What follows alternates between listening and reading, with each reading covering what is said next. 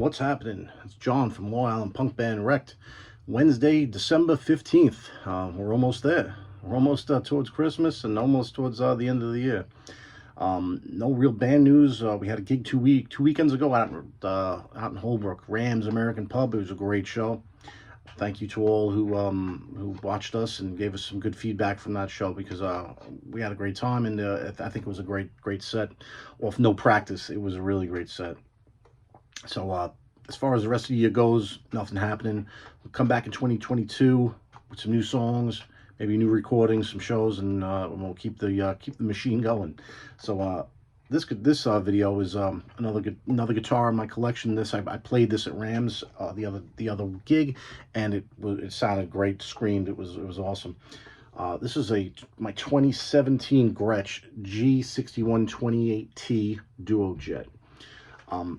This is my second Gretsch. I have a Gretsch Billy Duffy White Falcon also, complete hollow body. But this guitar I bought, I think I bought it in 2019. I bought it on the recommendation of a guy who I greatly value his opinion on guitars and stuff. And he told me, he goes, you can get these cheap because they're discontinuing them. They're coming back with a different different electronics and a different name, and probably $100 more. He goes, get one while you can, because this is it. So I did. I bought it off of a website that was selling it really cheap for this as a floor model. So it came with some scratches on it and stuff. I just wiped it down, and I'm going to scratch it anyways. So I'm real happy with this guitar. Little features about it. Let's see. Mahogany body like a Les Paul. It's chambered though. I mean, when I say chambered, it's chambered. The thing is light. It maybe weighs 7 pounds. Lightest guitar I own. Chambered mahogany body. Maple cap like a Les Paul. Mahogany neck like a Les Paul set. Right. That's where the similarities end. It's for a Gretsch. If you don't know about Gretsch guitars, they're primarily used in rockabilly circles, old school rock and roll, bands. I mean, everyone used them. Crosby, Stills, Nash and Young. They always used Gretsch's. The Beatles used, George Harrison used one of these. Chris Cornell used one. But I use it for what we do, and it's great. It doesn't have the chunk of a Gibson, and doesn't have the extreme brittleness of a Fender. It sits right between the two, which is actually what I was looking for, because the Gibsons I love, the Gibsons I play, I absolutely love them. But they kind of get buried sometimes, with all the low end. So it's nice to have this that kind of sits a little bit above it, that you can articulate the chords a little bit better, because the Gibson sometimes sounds like a wall of sound, again, which is what I go for a lot of the times anyways. But as far as this goes, you have Filtertron pickups, which this was the last year that they put these in, and the next model of this, they put TV Jones pickups in, which are hotter versions of these. But I love Filtertrons, traditional Filtertrons I love. This guitar was available with Filtertrons or the single coil D-Almonds, Dynasonics, which I've heard. Never played a guitar with them, but I don't like single coil guitars, so I just bought one with Filtertrons on them. Control-wise, you have a volume for the bridge and the neck pickup. You have a master volume, which comes in handy, in between songs with all the gain I play with. Cut that off, it's quiet as hell.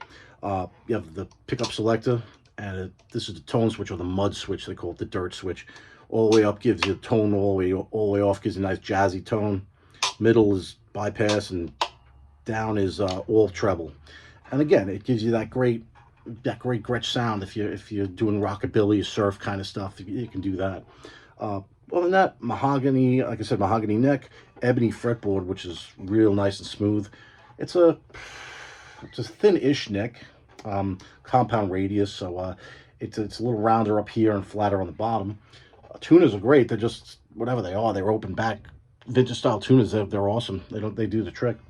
So yeah, I was very happy with this guitar. Being the only guitar player in my band, I want the songs that have to be a little more musical than others, and I can't rely on anybody else to play, so I gotta kind of do it. And I found that this guitar really bridges the gap between the Gibson and Fender, and still retains the growl and the nastiness of a Gibson, but on the other hand, it has that chiminess, almost bell-like chiminess of a Fender. So best of both worlds, and I'm very happy I got one. Again, they discontinued it, and they re-released it, the 59 Vintage Select, I think it's called, and they have the TV Jones pickups, like I said, and probably charge hundreds of dollars more. So I was happy I got the last one. This is a 2017. I think they stopped making them in 2017. So there you have it. The only thing I don't like about the guitar, see this bridge here, roller bridge, right? This is a floating bridge, so this whole fucking thing moves back and forward. I play heavy-handed, man, and I've on a few occasions knocked it out of whack, and that kind of fucks with the intonation. So what people do is they call it a pin. They pin the bridge, so they take the bridge off, drill into the guitar, put the dowels in, and pin it, and it doesn't go anywhere. I'm not kind of leery on drilling into a guitar that I paid paid good money for, so I don't. I'll just deal with it the way it is. A lot of other people do like double stick tape or epoxy, but that's then there's something between the the wood of the bridge and the wood of the top. It's a damper. I don't want anything to change the tone of the guitar, so I'll deal with this thing being a little bit wacky. I'll try not to hit into it. That's all, but it's going to happen. It's happened on more than one occasion. The Bigsby, I don't use really, but it looks cool as hell on it. So I'll use it at the end of songs and stuff, but typically I just leave it there and I don't play it. That's pretty much all I got to say about this guitar. You can get these guitars again if you know anything about guitars, and if you're looking to spend money on a guitar, this would be a great buy for you. If you want Gretsch, buy a Japanese Gretsch like this one. If you're just looking for the look, get Electromatic Gretsch, which they used to be made in Korea. They might be made in China now, but the quality isn't great. The finish and fit look great, though. I'll tell you, I sold some Electromatics the other week at Old Music in Plainview, and the paint jobs on these things, the finishes were phenomenal, man. I couldn't believe it. I almost wanted to get one just for that. It looked great. But again, the wood isn't great. Electronics aren't great. You'll have to swap them. So if you're handy enough, you can get yourself on an Electromatic, swap everything, and it you'll get a great guitar out of it. But it's not going to be this guitar, something about it, something about the wood, very chimey, very very bright sounding, even unplugged. So I mean, no guitar I own sounds like this. And again, it's because of the wood. It's light, the chambering, and all that stuff. So yeah, that's it, man. So that's one of my guitars. Like I said, my Gretsch. I'd like a few more of these if I was independently wealthy. But this will do. This is a great guitar. So yeah, that's all I have to say.